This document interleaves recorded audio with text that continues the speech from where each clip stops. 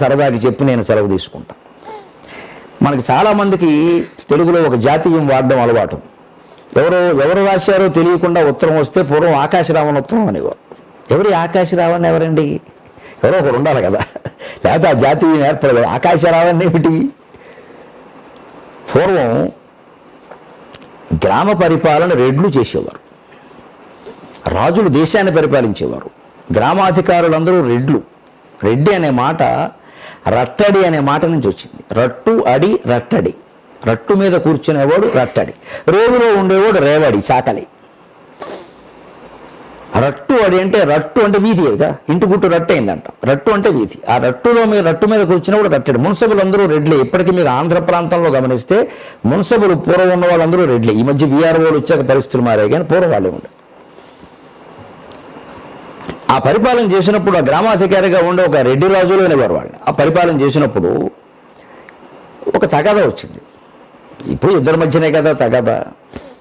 ఈ రెడ్డి గారు పాపం ఆయన ఉండి ఎంత న్యాయం చెప్పినా ఇద్దరు వెంటలా.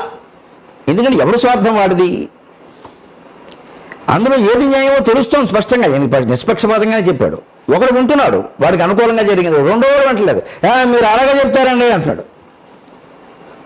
కానీ ఎలాగోళ్ళు వినేలా చేయాలి. ఆయన ఏం చేశారంటే ఇంకా ఒళ్ళు మండి, వేరే అబ్బాయికి నేను తీస్తలేను రా, ఇది ధర్మప్రభు రామాలయం దగ్గర కూర్చున్నావురా, రాముడు చెప్తాడు రా అని చెప్పాడండి. చెప్పనండి అన్నాడు. అంతే. రాత్రి ఇంటికి వెళ్ళిపోయాడు. ఈ మున్సబ్ గారి దగ్గర నౌకరు ఉంటాడు కదా ఇప్పుడు, ఆ నౌకరు వచ్చాడు. నౌకర్ని పిలిచి ఓ చీటీ మీద ఆయన చెప్పదలుచుకుని తీర్పు రాశాడు.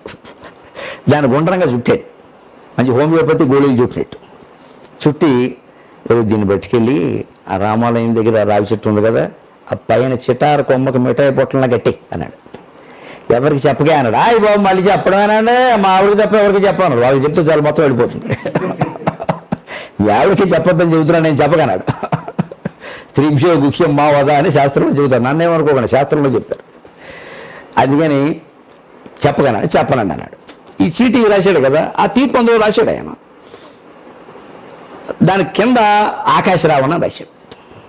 ఆయనకి ఆ సమయానికి ఆ మాటకు వచ్చింది. అక్కడ కట్టినట్టుగా ఈ రెడ్డి గారికి ఆ నౌకరికి తప్పితే ఇంకెవరికి తెలియదు. రాముడు కూడా తెలియదు. అంత జాగ్రత్త కట్టే.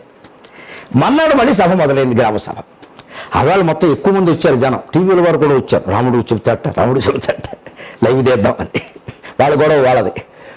రాగానే ఆయన కూర్చుని మరి ఏం చేద్దామరా, అరే రాముడు శ్లోకం, అరే పండిత పురాణాయన పిలవంటారు, రాముడు శ్లోకం చదువుతారు. ఆయన వచ్చాడు. బాజానుభవరవిందదలాయుధాక్షం రామం నిశాచర వినాశకరం నమామి అని నమస్కారం పెట్టాడు. పెడుతుంటే ఈ రెడ్డి గారు కింద కూర్చుని, ఆయన కింద కూర్చోకుండా అలా పైకి ఎక్కడ కట్టాడు ఈయన తెలుసు కదా. అది అలా చూసి, రే ఇల్లరా, రే ఏదో పని చేసింది రే, మన బ్రాహ్మణులు తక్కువ కదా రే, శ్లోకం చదివారు, దేవుడి దయ అక్కడ చూడు ఏదో కాపాడుతున్నారు చీటి, నాకు అనుమానం ఇదే, పట్టుకురా అన్నాడు. ఈయన పైకెక్కి పట్టుకొచ్చాడు. ఇగో రాముడు చెప్పాడు ఈ ప్రకారం అనగానే రెండో వాడు నోరు మూసుకున్నాడు. దీన్ని ఆకాశరావణ తీర్పు అన్నారు. రాముడు ఎక్కడి నుంచి వచ్చాడు? ఆకాశం మీద వచ్చాడు అన్నాడు. వచ్చిన వాడు రాముడు కూడా రావణ్ అన్నారు. ఆకాశం నుంచి వచ్చింది కూడా ఆకాశరావణ అన్నారు. పరిష్కారం అయిపోయింది. ఇప్పటి వరకు ఈ విషయం బయటికి రావాలి, నేనే బయటికి చెప్పా. వాళ్ళిద్దరు వెళ్ళిపోయారు. రెడ్డి గారు వెళ్ళిపోయారు, ఆ పార్టీ వెళ్ళిపోయి. పూర్వం గ్రామ తగాదాలని